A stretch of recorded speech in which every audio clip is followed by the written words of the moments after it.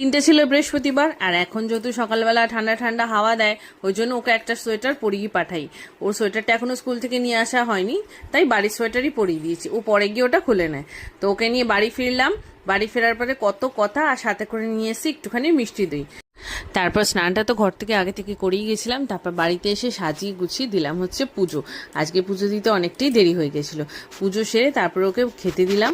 খাবার মধ্যে করেছিলাম বেগুন ভাজা, আর ছিল ভাত, ছিল লতির তরকারি, আর ছিল ডিমের কালিয়া। বাস এগুলো খেয়ে দুপুরবেলা একটু রেস্ট নিয়ে ওকে পড়াতে বসেছি, আর সাথে ওকে টিফিন করে দিয়েছি আজকে অনেক দিন পর হোয়াইট সস পাস্তা।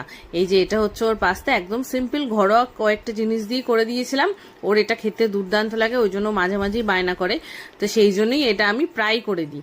তা এরপরে তো পড়াশোনা করা হলো। তার আমাদের এখানে একটা ফুচকাওয়ালা আছে, তো ফুচকা বিক্রি করে রাতে যখন বাড়ি ফেরে তখন ওকে ফোন করে দিলে আমাদেরকে এসে এখানে ফুচকা খাই যায়। তো অনেকদিন পর ইচ্ছা করছিল রাতে একটু ফুচকা খাবার, ওই জন্য ওর পাপা আসার পর ওই ফুচকাওয়ালাটাকে ফোন করে দিয়েছিল। তা সে এসে আমাদেরকে পেট ভরে রাত 10:30